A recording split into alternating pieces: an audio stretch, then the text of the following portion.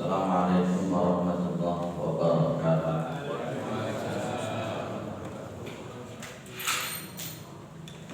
Alhamdulillah, alhamdulillahilladzi arsala rasulahu bil huda wa dinil haq liyudhhirahu 'ala ad-dini kullihi wa kafa billahi shahida.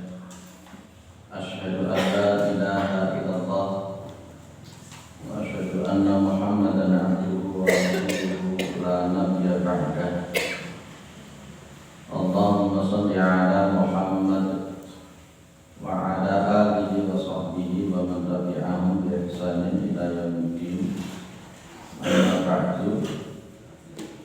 Kita bersyukur kepada Allah Subhanahu wa taala atas segala nikmat yang diberikan oleh Allah kepada kita semua, terutama sampai pada pagi hari ini kita masih diberikan kekuatan iman dan Islam.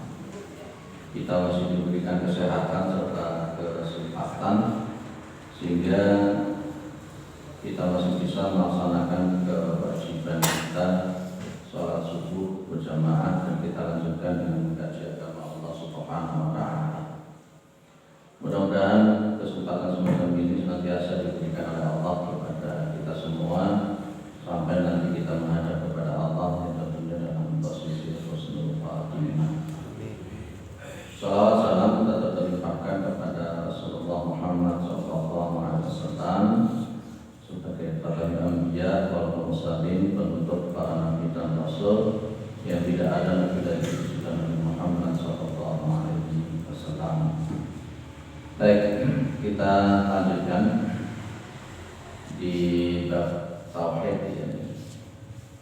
Sebelumnya kita sudah membahas tentang macam-macam sihir, dan juga kita sudah membahas tentang nusrah. Nusrah itu yang sudah kita pahami berarti mengobati orang yang terkena sihir dengan sihir. Umpamanya mengobati orang yang kesurupan itu dengan media kodam jin dan seterusnya, itu namanya nusrah. Jadi sihir diobati dengan sihir. Itu kemarin sudah kita bahas, tidak diperkenankan. Sekarang kita akan masuk ke bab berikutnya, yakni bab tentang tatayur. Memang ada sedikit pengulangan tentang masalah tatayur itu, tentang tatayur yang sudah bolak-balik saya sampaikan tentang masalah tatayur ini. Tentang tatayur ini sudah bolak-balik saya sampaikan, tapi tidak apa-apa. Dengan pengulangan ini mudah-mudahan kita akan semakin paham apa itu yang namanya tatayur.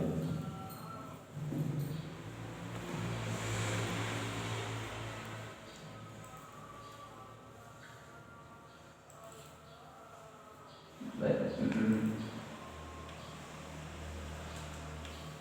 hilang tadi sudah ada.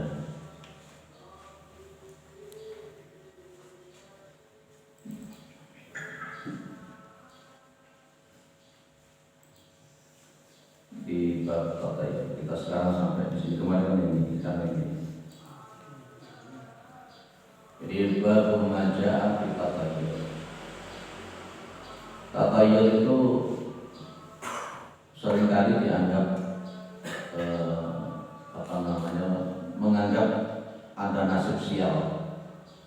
Biasanya kalau disingkat itu para ulama mengatakan menganggap ada nasib sial karena hari-hari tertentu, karena angka-angka tertentu, karena tahun-tahun tertentu, atau mungkin kalau pada zaman sekarang nektu-nektu tertentu. Itu yang kita sebut dengan ial. Kalau di dalam surah Al-A'raf itu 131 jelas. Ala innama ta'irukum indallahi. Ala innama ta'irukum indallahi walakinna aktsarahum la ya'lamun. Dan yang paling kita hafal itu di Yasin nomor 19. qalu ta'irukum ma'akum a'in dzikirtum bal antum qaumun musyrikun. Jadi di surah Yasin itu kan menceritakan bahwa Allah Subhanahu wa taala itu mengutus dua utusan yang kemudian ditambah lagi satu utusan menjadi tiga. Tapi kemudian orang-orang yang didakwahi itu menganggap gara-gara dengan ada utusannya ini kemudian muncul musibah, muncul macam-macam, dan mereka menganggap ya gara-gara Rasul yang diutus itu, mubalik yang diutus itu, sehingga kemudian mereka mendapatkan nasib sial. Ini pun juga bagian daripada tatayur. Nah, tatayur ini adalah bagian daripada sihir. Ya, kemarin masih ingat ya kita di sini. Ini masih ingat di sini. Innal iyafata wat tarqa wat tiyarata minal jibti. Ya, yang sudah kita bahas sebelumnya. Sesungguhnya iyafa, at-tarqa, wat tiyarah itu bagian dari al-jibti. Sementara al-jibti yang sebelumnya kita bahas menurut Umar bin Khattab, yang namanya Umar itu dia mengatakan bahwa qala Umar al-jibtu as-sihru, bahwa jibtun itu adalah sihir.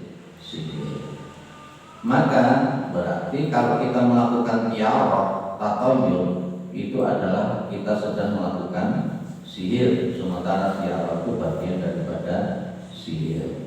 Dan orang-orang yang melakukan sihir berarti orang itu adalah melakukan kesyirikan. Dan sudah kita pahami bahwa pelaku-pelaku daripada sihir itu mereka melakukan dosa yang besar. Mereka melakukan dosa yang besar. Ini kemarin sudah kita bahas di sini ya.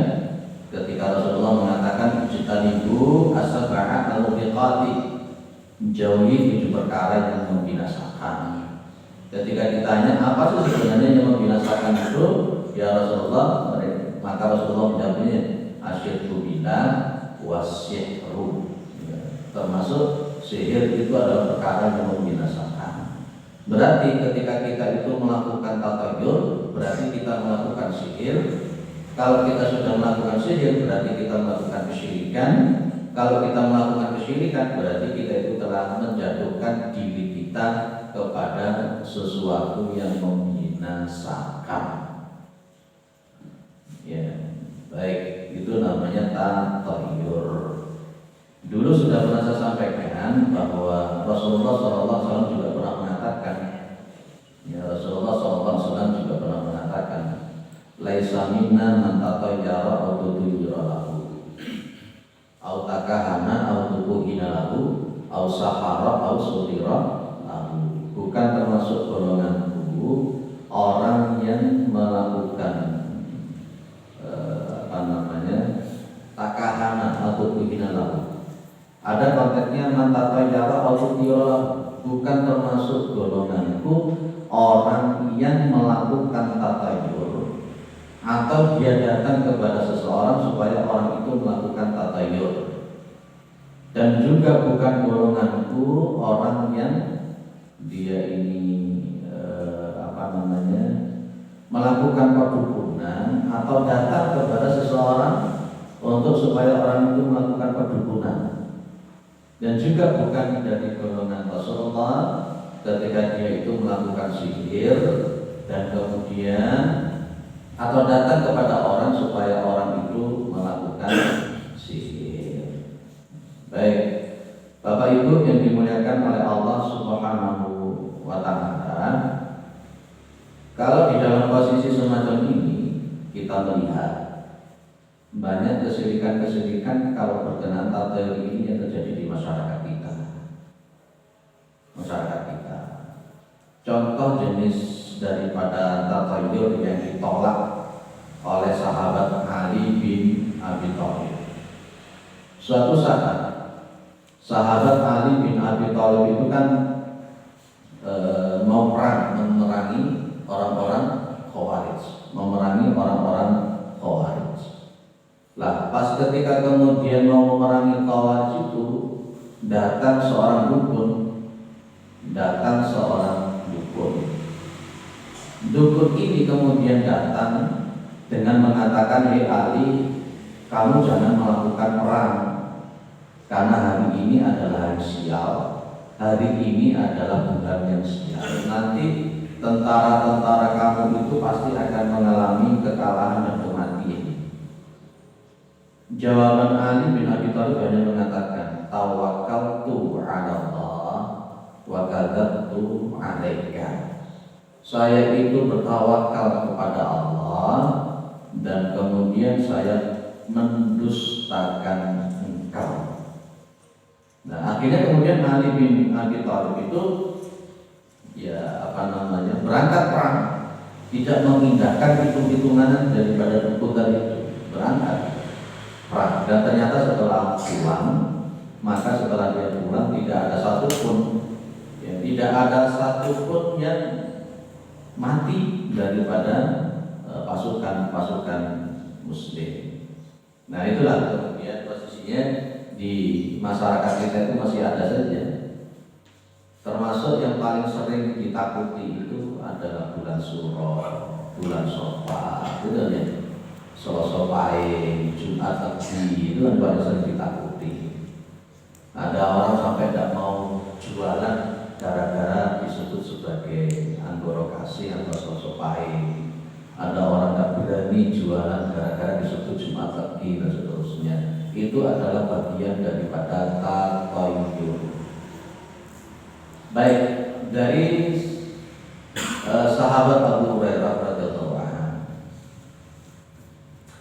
la adwa wala tiyarata wala hamatan wala soparo.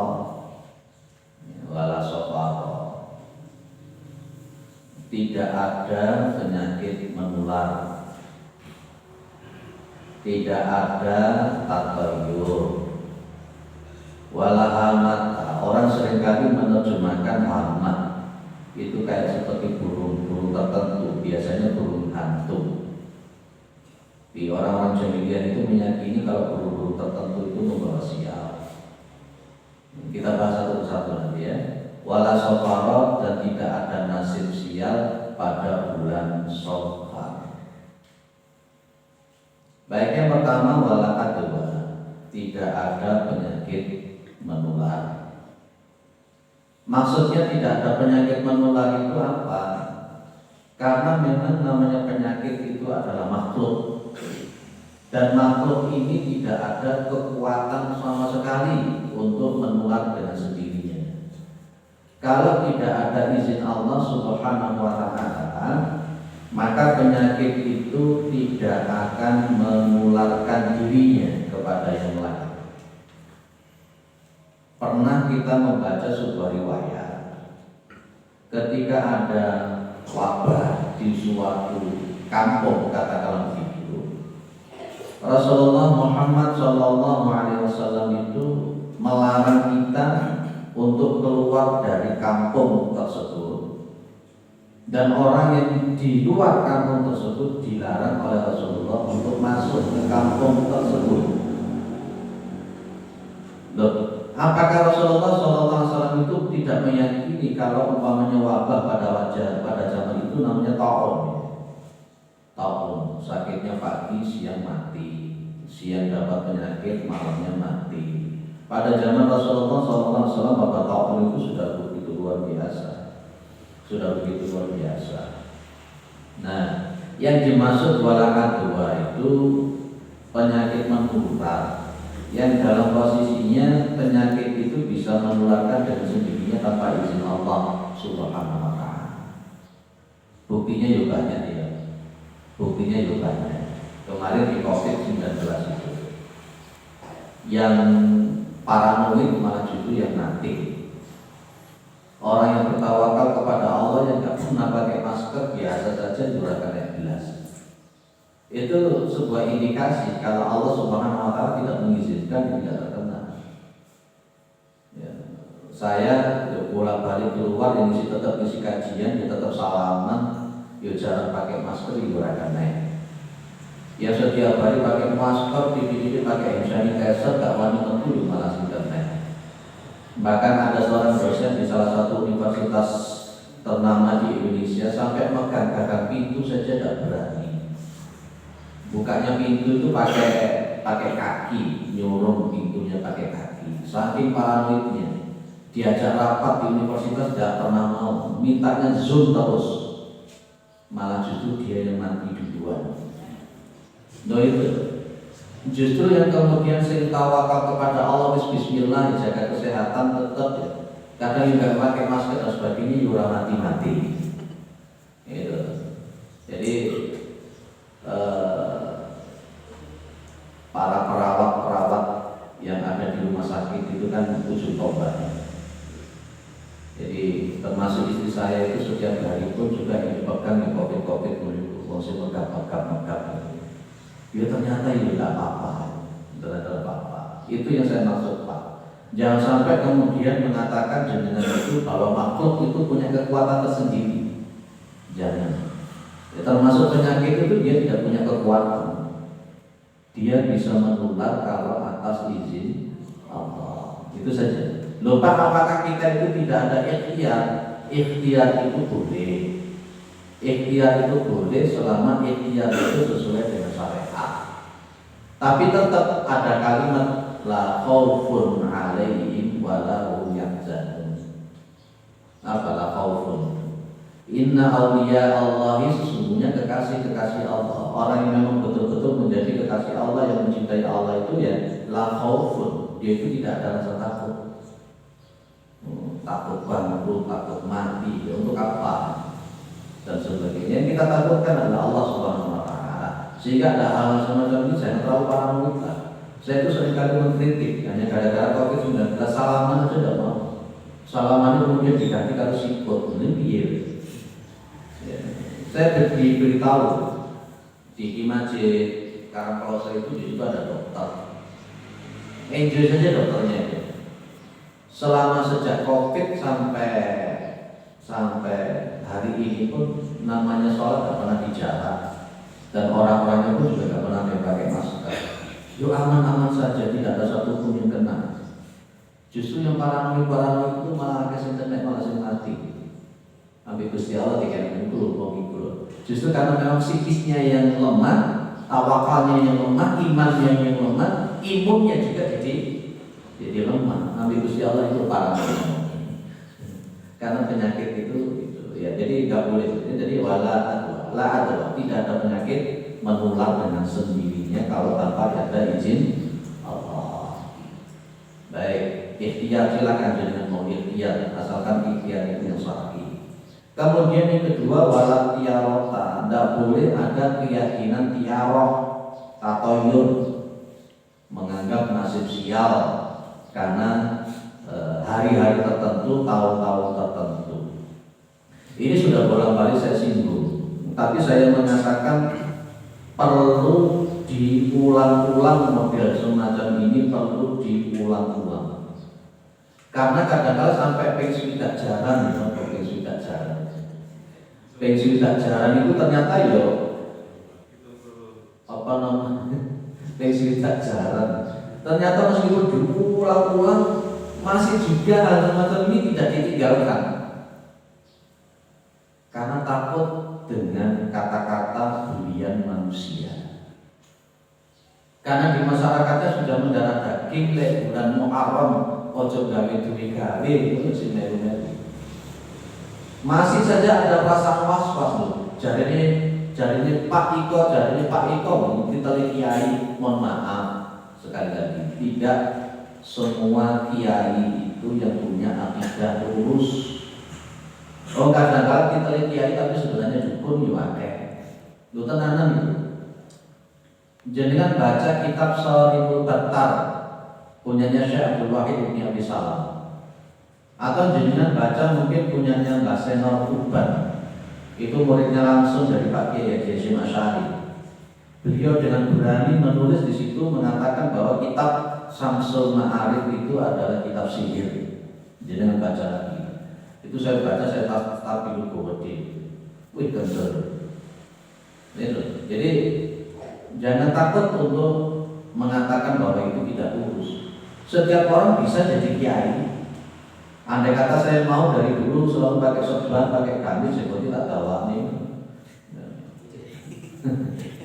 Tapi saya tidak mau semacam itu.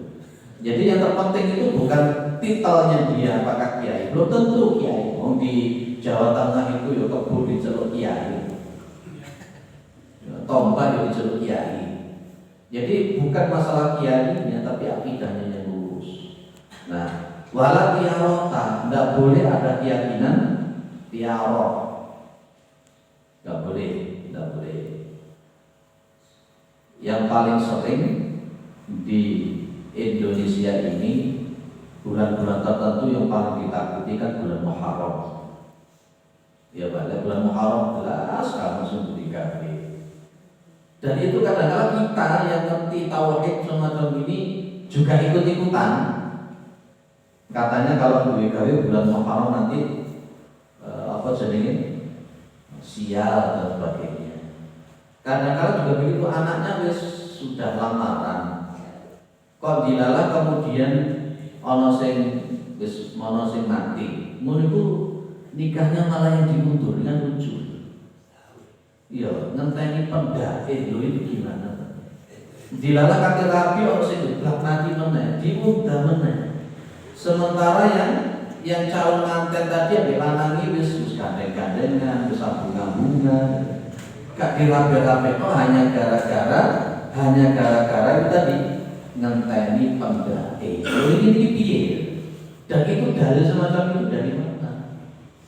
Bahkan di posisi orang-orang tertentu itu kalau hari rayanya itu datangnya bertepatan dengan umpamanya Selasa Pahing atau Jumat Legi, itu yang diundur hari rayanya kan juga aneh. Karena menurut dia ya karena memang ini Selasa Pahing atau Jumat Legi ya hari rayanya yang diundur, jadi hari rayanya besoknya kan ya lucu orang-orang model ini. Nah ayolah kita bersihkan bersih. Tadi sudah sejak awal sudah saya katakan bahwa namanya orang yang melakukan tiarah itu berarti dia itu musyrik. Ya, orang yang melakukan tiarah itu maka dia itu sebenarnya musyrik. Bapak Ibu yang dimuliakan oleh Allah Subhanahu wa taala, kita lanjutkan ya. Tiarah. Apalagi contoh-contoh tiarah yang jenengan lakukan di masyarakat? Apa? Angka-angka tertentu. Saya dulu pas ketika nikah ditanya neptunya berapa? Ibu ditanya begitu. Neptunya 18. Neptunya 18 katanya. Jumat Pahing. Bojone piro bojone? 18. Jumat Wage. Terus kemudian namanya Giwing. Wage kalau Pahing jadi Giwing. Kemudian aku kawin rabi. Karena 18 musuh 18 itu berarti gedung tabrakan. Untuk mesti harus sing kalah, tukaran, gak bahagia. Nah itu namanya juga Giwing, angka-angka tertentu seperti itu. Terus kemudian saya mengatakan mau sing rabi aku itu salah kali. Mau sing rabi aku sampean jalan. Gak usah dihitung-hitung. Kemudian nikahnya bulan Suro, pas tanggal 1. Rame-ramenya dikuati loh, Suro, dino Senin, dino Selasa. Loh, tidak ada apa-apa kok sampai hari ini. Anaknya ya tahu, ya bahagia sampai hari ini. Pada waktu itu hujannya luar biasa, tapi orang-orang yang sudah ada ngerkat keyakinan model begitu dianggap bahwa hujan yang terus itu karena faktor bulan Suronya itu. Sing kurang ajar saya diberitahu sama istri saya. Sing wedo-wedo yang tidak mengerti tauhid itu ya munculnya jeruan-jeruan yang boleh teror itu. Gara-gara untuk menolak Allah udah. Ini kan ya sudah saya ya. Ya di samping jahil juga kurang ajar. Di dalam hadis yang sahih itu yang mengatur hujan itu ya Gusti Allah melalui malaikatnya namanya Mikail. Malaikat Mikail dibodeni karo Lo itu secara akidah ini biru sebenarnya sampai. Kadang-kadang kalau zaman sekarang kalau tidak katok, tidak itu diucapkan ke situ, kadang-kadang satu korek dibalik ditancepi lombok. Belum ini bagi. Apa mikirnya ikut di karo lombok dulu. Ayolah kita bersihkan akidah yang aneh-aneh ini. Mereka kalau nggak begitu layak sama bulat-bulat ditaruh di kanti lawang. Loh, apa memang malaikat mikir malaikat mikir katanya jenengan ajak lakoni gawe rujak oke? Ayo tiarong model ini kita bersihkan. Secara logika sama makhluk belas. Pada waktu itu diuji, kan akhirnya kemudian pas ketika masak daging itu suwi gak matang-matang. Orang-orang jahil-jahil di situ yo selalu mengkait-kaitkan DKI bulan Suro, main-main rame-rame bulan Suro. Bapak cuma ngambil air wudhu kemudian dibacakan sesuatu Al-Falaq, An-Nas, Al-Ikhlas. Yo matang kok ternyata. Berarti ada seseorang sampai Pak D saya yang almarhum Allah sampai tidak mau sama sekali datang ke pernikahan saya hanya gara-gara saya nikahnya bulan Suro, takut kena kualate, takut kena musibah ini. Lah sing lakoni aku kalau sudah teko. Nah itu ayo kita bersihkan model-model ini. Bila perlu kita punya mainstream. Kalau masyarakat tidak berani melakukan, kita yang berani melakukan. Rubah mulai diri kita dulu. Wala tiarota, karena itu adalah sesuatu yang syirik. Kemudian Bapak itu yang dimuliakan oleh Allah Subhanahu wa ta'ala. Kemudian ada walahamah. Ada yang mengatakan hama itu kayak semacam binatang-binatang. Tapi ada juga orang yang mengatakan yang namanya hama itu wong lekate meninggal ya. Wong kate meninggal. Wis mati. Mari ngono umpamane contoh hama. Tali pocong itu ora dilepas, ora dicepot. Nah, itu sama dengan mana wala taula. Akhirnya pada waktu sing mati sing pocong itu jadi lepas itu tangi mana dari pocongan menjadi bom.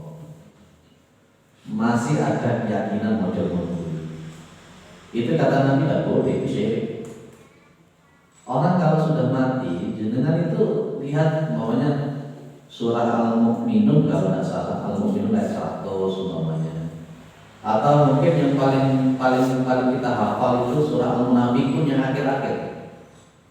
Wa anfiqu mimma razaqnakum min qabli ayati ya ahadakum an-nawm.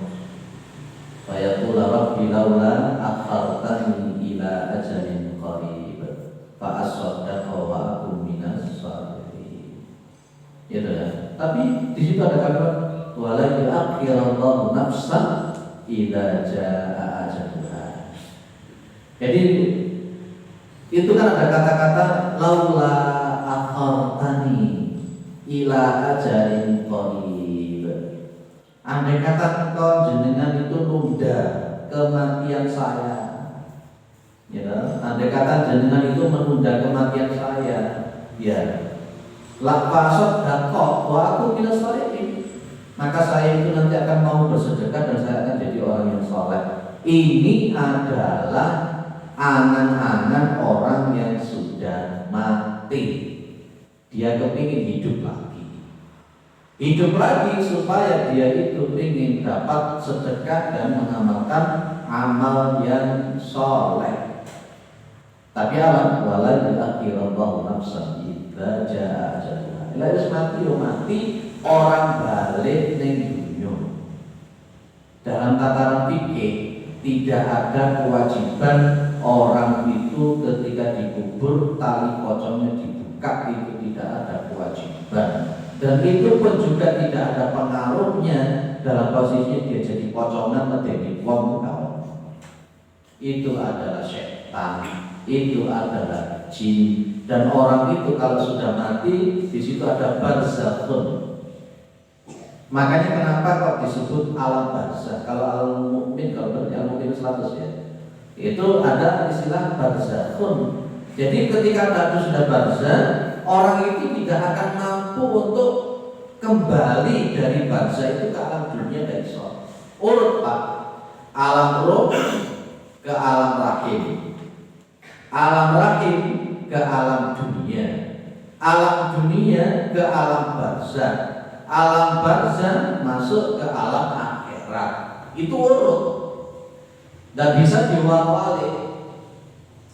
Makanya di dalam Islam itu tidak ada istilah reinkarnasi, itu lainnya. Bom mati baru reinkarnasi jadi binatang, jadi kiri, itu enggak mau. Orang harus mati ya inna lillahi wa inna ilaihi raji'un, sudah. Kalau sudah di alam barzah ya oke. Dia nanti menunggu sampai mana? Sampai yaumul qiyamah. Wa yaquluna mata dalam surah surat Yasin itu ada kalimat mimman qadina hadza ma wa'ada ar-rahmanu wa sadaqal mursalun. Itu lewis tangi ya siapa sih yang mengatakan saya mimman qadina itu enggak boleh ada keyakinan wih lek wong mati dek medeni rek teko persis kalau sing mati itu pilihnya jejak. Betul. Jadi sebenarnya kan konteksnya mereka jin itu kan kalau masuk ke alam manusia mereka itu lemah total. Mereka itu lemah total. Terus kalau iwa itu alamnya adalah air. Ketika dia itu di daratan dia lemah, itu namanya ikan. Sama kita yang orang manusia yang di darat, kemudian kita dimasukkan dengan air itu juga akan jadi lemah betul karena bukan alam kita. Sama jin, setan itu alamnya bukan alam kita. Lah kok dilawan muncul di dunia meden-medeni. Jenengan cengkol, jenengan keplak, jenengan jejak, jenengan bating itu tidak masalah. Dulu di pondok saya di Wejan semacam itu sama Pak Yai, gak usah takut juga. Jadi akhirnya kemudian tata cara menguji mentalnya itu ya jam 12 malam, jam 1 malam itu disuruh jalan sendirian. Gak apa contohnya guys, minimal 5 kuburan yang harus dilewati. Minimal dicari jalan yang paling angker. Masih pakai baju silat itu. Wajangannya pakai yang soalnya itu. Kalau mereka memang jin-jinnya jin kafir, kamu adzan, kamu baca ayat kursi, mereka sudah kafir. Ngapain juga takut kalau kita takut sama mereka? Akhirnya kadang-kadang ada orang itu yang sholat tahajud saja tidak berani. Ada jamaah sama bilang, saya itu takut Ustaz kalau jamaah kalau tahajud sendirian malam. Kalau takut. Nah, tiba-tiba nanti kalau di belakang saya ada yang makmum bagaimana? Nah ini ngapain juga model itu? Itu walah masa wedi. Makanya tolong anak jenengan jangan dibeten-beteni kalau wedi. Ayo ono ngomong, ayo ono wedi, ayo masih ada yang beten-beteni dulu. Akhirnya anaknya perlu dhewe ora wani, anaknya yang jeding dhewe ora wani, lampune dipateni iki ora wani. Dodonge mari ngono maaf sekali lagi. Ada orang cewek disuruh untuk ngedusi orang tuanya yang mati itu tidak berani. Melihat ibunya bapaknya yang dipocong itu tidak berani total tidak berani. Karena kayak pocong. Karena sudah terkontaminasi ya, dalam dirinya itu wedi kalau sing ngono itu. Mohon maaf secara tauhid Bapak Ibu. Wong ono ning pocong kuntilanak itu ono ning Indonesia tok. Jenengan nang Amerika kono kamu pocongan kamu kuntilanak. Secara tauhid mereka itu akan berbentuk seperti yang ada di mindset otak kita. Selama ini karena memang kita suka lihat horor tanpa pocong kuntilanak, kita bayangkan di sini muncul mereka akan menjadi. Itulah hamba, nggak boleh. Gak boleh kita punya keyakinan itu, gak boleh kita takut sama semacam itu syirik. Belajar anak-anak kita ke kamar mandi sendiri, itu sendiri. Ya, kadang-kadang ada orang baru mati, gak wani dulu dewi, khawatir mau mati mentang meneh. Gak bisa tuh, mereka gak punya kekuatan apa-apa. Dulu pas ketika saya diajak begitu, kemudian tiba-tiba dari atas itu kan ada yang jatuh, lompat, plek, itu putih gitu. Saya tenang saja kata Pak Yai, gak usah takut. Saya dekat saya pakai tendang. Ternyata pelatih saya sendiri. Ya kok ngapain tak tendang gitu ya. Ya karena saya salah sendiri model. Clear ya, malah mata. Terus kalau oleh kita punya rasa takut model. Clear ya. Kalau ada yang uji nyali berani nggak? Ada uji nyali. Wala sokaro, dan tidak ada nasib sial pada bulan Safar. Itu tadi yang sudah saya katakan. Rasulullah SAW itu sudah betul-betul mengatakan tidak ada nasib sial pada bulan-bulan tertentu. Pada zaman jahiliyah itu bulan yang paling ditakuti itu ya bulan Safar. Pada zaman itu, maka Nabi sampai mengatakan ini, la adwa wala tiyarata wala amata wala Safar. Karena pada zaman itu ketika Nabi masih hidup, itu orang jahiliyah itu yang paling ditakuti ya bulan Safar. Bulan Safar. Biasanya nanti di Indonesia di akhir-akhir bulan Safar itu ono sing jenenge apa mengadakan sholat apa ya namanya? Apa sih jenenge itu? Rebu Wekasan. Ono ndak Rebu Wekasan. Di pondok saya itu dibahas Rebu Wekasan. Itu biasanya Rebu Wekasan itu turun di akhir-akhir bulan Safar. Karena mereka punya keyakinan pada akhir-akhir bulan Safar itu akan diturunkan bala sekian ribu, sekian puluh ribu, sekian ratus ribu. Dan untuk menolak bala yang sekian ratus ribu itu, maka diadakan sholat-sholat tertentu dengan cara-cara tertentu dan wirid-wirid tertentu. Pernah dengar tidak Rebu Wekasan? Alhamdulillah jadinya tidak tahu, jadi akhirnya tidak melakukan. Gitu. Tapi jangan-jangan setelah tahu ngomong ini kok malah takut. Dan itu pun diturut hanya dari satu sumber kitab. Dari satu sumber kitab yang mereka di situ ada seseorang yang ngaku kasyaf, yang ngaku sudah kasyaf. Kalau di dalam bahasa tasawuf itu nanti kan ada syariat, thariqah, ma'rifah, hakikat. Katanya orang ini sudah hakikat dan sudah kasyaf dan mengerti kalau nanti di hari Rabu itu akan muncul begini-begini. Masalahnya kitab ini ditulis ratusan tahun sebelumnya. Apakah mimpi ini akan terbawa sampai tahun 2022 sekarang? Tapi orang kemudian membaca kitab itu sami'na wa ata'na, akhirnya kemudian setiap akhir bulan Safar akan ada Rebu Wekasan dan ada sholat macam-macam. Padahal Nabi sudah mengatakan wala Safar. Ya. Pada zaman sekarang itu orang itu begitu mudahnya dengan mimpi. Begitu mudahnya orang itu menyebut wali. Ada begitu mudahnya orang ngaku-ngaku kasyaf, hakikat, marifat. Wih bahaya model ini.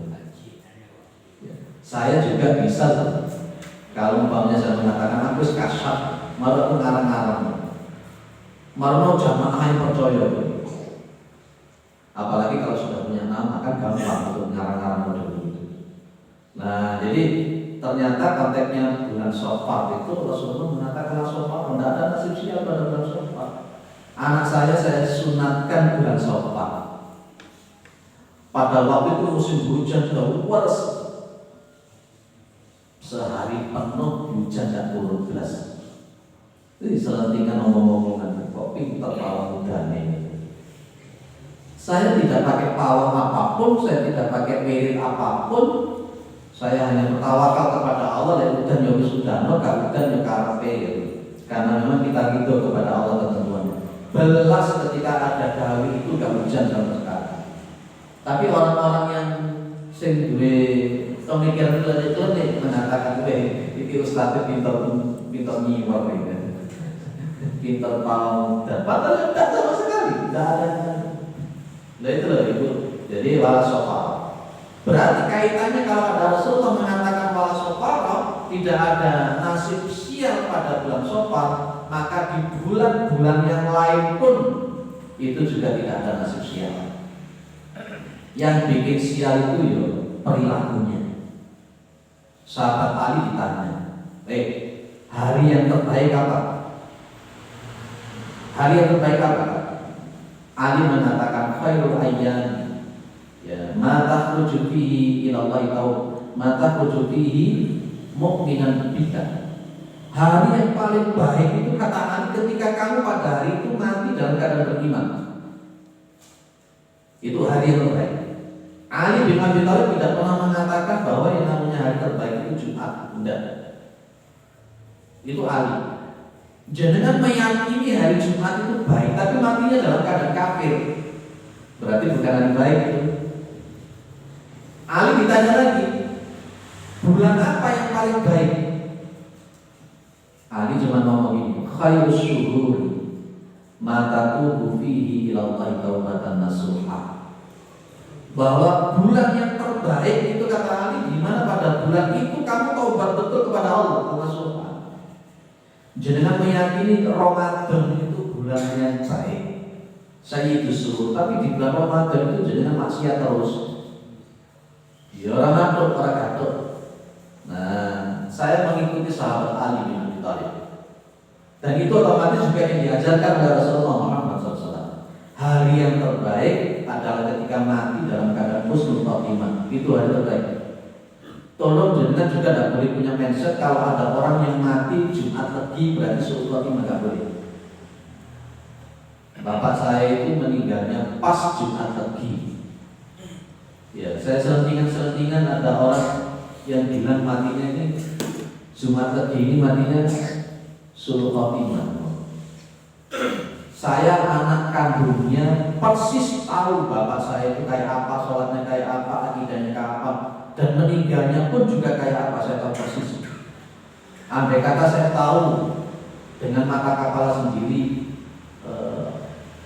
yang bilang itu siapa, di depan saya mengatakan bapak saya matinya husnul khotimah gara-gara Jumat Legi, kita tahu beda orang itu kurang ajar. Dia berani menjustifikasi bapak saya yang meninggalnya Jumat Legi hanya gara-gara Jumat Legi dianggap itu kurang ajar orang. Dan di masyarakat masih ada. Wah, ini mati Jumat Legi berarti wah ini kurang ajar. Tidak ada hubungannya, Pak. Jumat Legi dengan kematian seseorang husnul khotimah tidak ada hubungannya. Hubungannya orang itu husnul khotimah atau husnul khotimah itu adalah amalan sehari-harinya dia. Saya tanya umpamanya, ada orang Kristen dia matinya pada malam Jumat, atau mungkin dia meninggalnya pada hari Jumat selain Jumat Legi. Apakah dia langsung ujuk-ujuk karena matinya hari Jumat? Karena ada kaul yang mengatakan di antara tanda-tanda husnul khotimah itu berarti meninggal pada hari Jumat. Percaya tidak dengan seperti itu? Tidak percaya. Tidak percaya. Oh, orang yang Kristen matinya hari Jumat kok. Wah, dia Kristen mengakui ada Tuhan Yesus dan seterusnya. Ya dia tetap husnul khotimah. Nah, itu Pak. Jadi ini penting. Yang di bawah-bawah itu juga sama, ada pengembangan saja. La adwa wala tiyarata wala hamata wala sofaro. Ada yang diskusikan setelah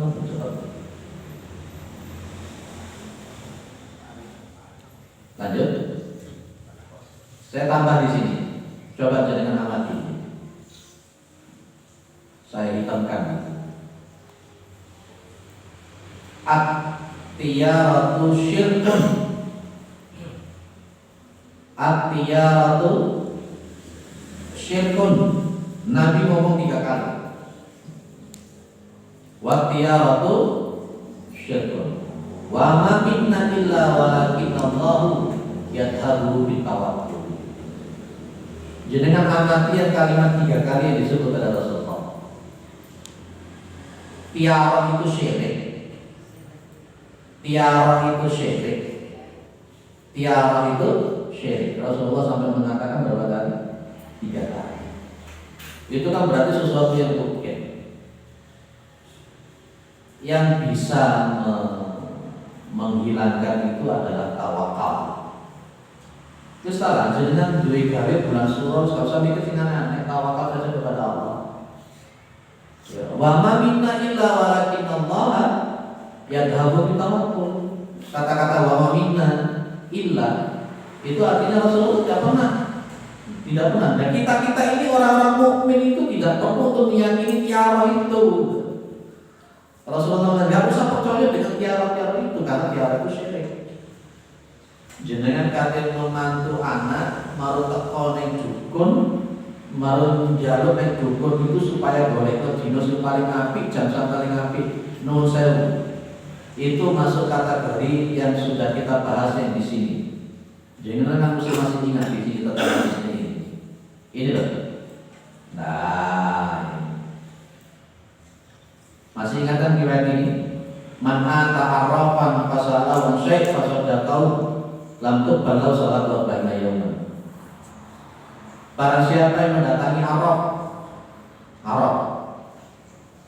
itu kemarin sudah kita bahas, ada karin, ada Araf. Orang yang ngaku-ngaku mengetahui masa depan yang gaib itu juga termasuk Araf. Barang siapa yang dia mendatangi Araf, maka dia bertanya kepadanya an-syai'in tentang sesuatu, fasadaqau dan dia membetulkan apa yang dikatakan Araf. Lam tuqbalu salatu arba'ina yauman, maka salatnya tidak diterima selama 40 hari. Jenengan kate mantu teko nang dukun, Pak tolong boleh dino sing apik. Neptune anakku sak mene, neptune bojone sak mene, delono jam pira sing apik jan iku jenengan salate petang puluh dino kan diterima oleh Allah. Masa sih kurang yakin dengan hadis model begini. Ternyata model begini kan juga tidak dilakoni. Saya tetap karena sudah muncul was-was dulu. Wedi kalau diilone kalau manusa kowe kon ngadakno bulan Suro kowe kendel awakmu. Ingat ya, akidah semacam itu terutama yang bulan Suro dianggap sial itu adalah akidahnya orang Syiah. Akidahnya orang Syiah. Orang Syiah itu meyakini bahwa pada bulan Muharram itu meninggalnya Husain, dibunuhnya Husain di Karbala. Maka kemudian orang Syiah itu tidak membolehkan umatnya itu untuk melakukan hal-hal yang menurut mereka menyenangkan, karena berarti itu telah melukai hati karena Husain sedang dibunuh. Saya tanya, Rasulullah Muhammad SAW itu kehilangan istrinya, kehilangan Abu Thalib, sehingga kemudian pada waktu itu disebut dengan Amul Husni, tahun duka cita, maka disolatkan. Tapi kanjeng Nabi Muhammad SAW pun juga tetap membuat kayak seperti tasyakuran, di mana pada waktu itu bulan Khadijah atau Abu Thalib meninggal. Tidak ada hubungannya sebenarnya, tidak ada hubungannya. Itu. Jadi akhirnya makanya orang-orang Syiah itu mengadakan Idul Qadir itu, sehingga mereka melukai diri mereka. Padahal yang materi Husain itu orang Syiah sendiri. Dan itu masuk ke Indonesia. Dan mohon maaf, ya, banyak amalan-amalan kita di Indonesia, terutama di Jawa ini kan banyak sih mentor-mentor Syiah. Ya, banyak yang mentor Syiah. Jadi kan amati. Clear ya, Ibu Bapak yang dimuliakan oleh Allah Subhanahu wa Ta'ala. Saya kira cukup. Jadi pertemuan bulan depan untuk tauhid kita akan bahas tentang tanjim atau istisqa bin anwa. Tanjim itu berarti ilmu rujuk tentang bagaimana orang itu meramal nasib orang itu dengan bintangnya. Kalau sekarang namanya apa? Horoskop. Aku lalu April lah ini. Kata mereka saya itu bintangnya Taurus. Katanya mereka saya bintangnya Taurus. Saya menikahnya itu tidak boleh dengan bintang ini. Itu namanya tanjim. Dan nanti juga akan kita bahas bahwa namanya tanjim pun juga termasuk bagian daripada kesyirikan. Kita doanya begini loh ya. Allahumma la khaira illa khairuka wala tiyara illa tiyaruka wala ilaha ghairuka. Ini posisinya kita supaya memahami, tidak ada nasib sial.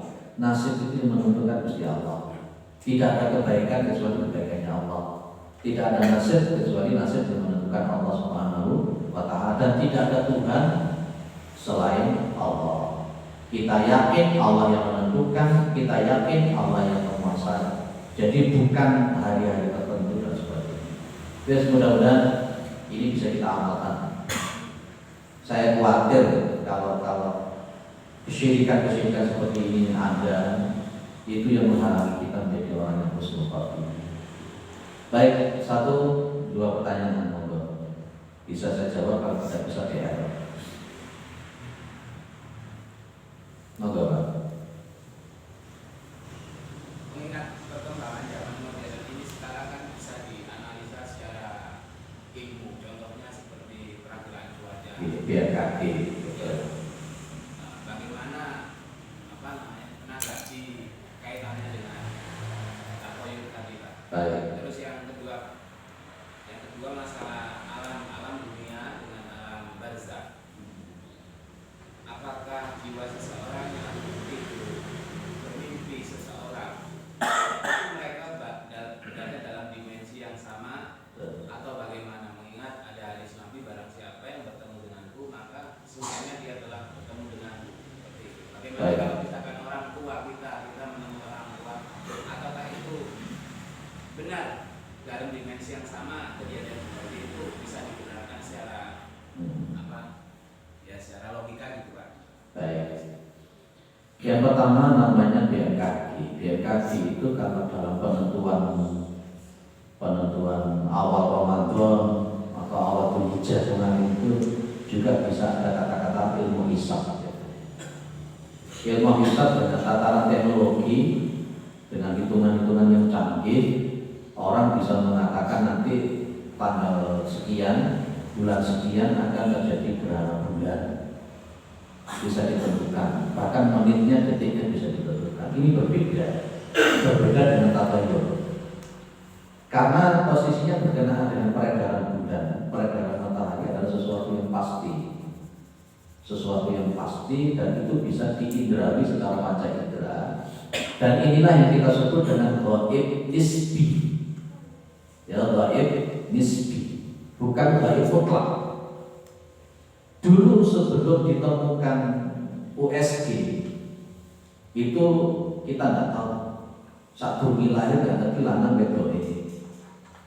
Tapi kemudian ditemukan yang namanya USG dan akhirnya kita paham nanti ini ada lanang wedok. Itu namanya ghaib nisbi.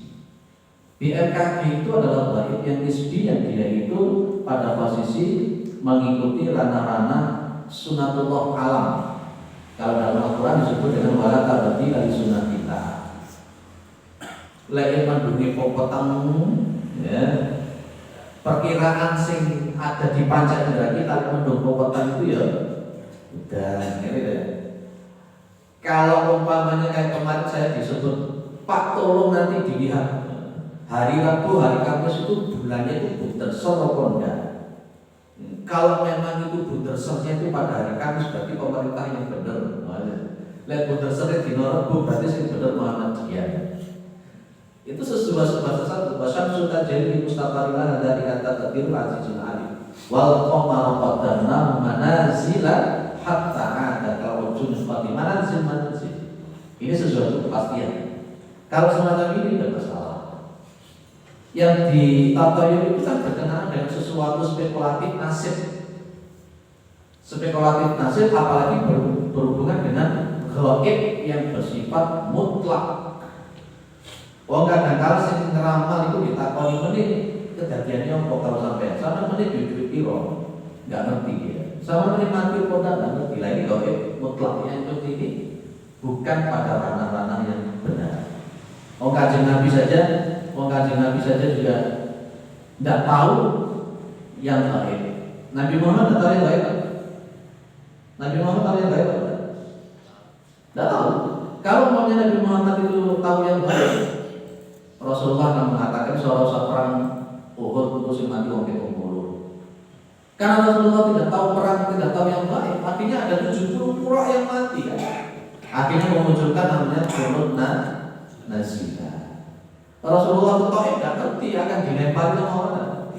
Hanya waktu-waktu tertentu Rasulullah itu kemudian diberikan wahyu, sehingga Rasulullah mengatakan dalam hadis-hadis tertentu, sayati ala ummati zamanun, kan itu akan datang kepada umatku begini. Nah, kalau tentang masalah gaib mutlak itu harap orang-orang tertentu yang dibukakan hijabnya, gitu ya. Jadi BMKG itu masih dalam ranah gaib yang nisbi.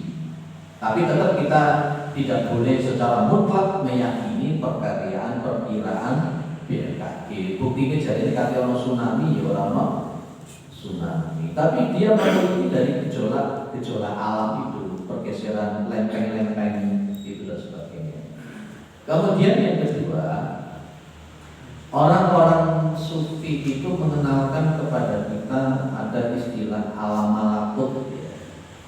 Alam malakut. Alam malakut ini menurut mereka seperti yang saya ikuti dari kajiannya Pak Dr. Fakhrudin Pakis. Beliau mengatakan alam malakut seperti dikatakan oleh para ulama sufi itu adalah alam antara dunia dan alam barzah. Di alam malakut ini merupakan sebuah bentuk prototipe dunia dan seisinya. Dan di situ kemudian makanya orang-orang yang terbuka alam malakut dan bisa masuk ke alam malakut itu dia itu nanti akan bisa tahu kejadian-kejadian yang akan datang. Perlu satu minara. Dan orang-orang yang bisa mengakses alam malakut ini memang betul-betul orang-orang yang tidak terhijab hatinya sampai pada konteks marifat dalam hakikat itu.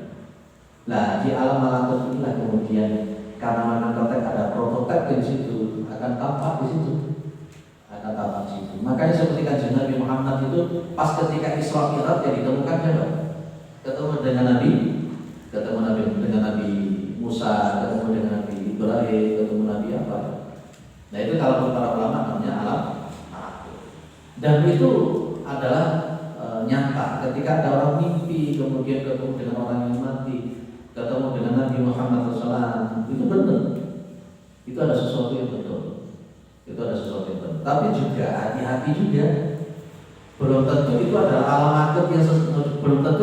alam malakut yang sesungguhnya. Tapi itu juga bisa berarti jin orin yang bisa untuk mindo. Lupa kan setan tidak bisa menyerupai Nabi. Betul, setan sama sekali tidak bisa menyerupai Nabi. Tapi masalahnya adalah kita yang ngaku mimpi ketemu Nabi. Dari mana dia tahu kalau itu Nabi? Sementara kita tidak pernah lihat Rasulullah secara langsung. Bisa jadi dia jin atau setan yang ngaku-ngaku Nabi, pakai sorban, pakai apa dan sebagainya, ngaku-ngaku aku itu Muhammad.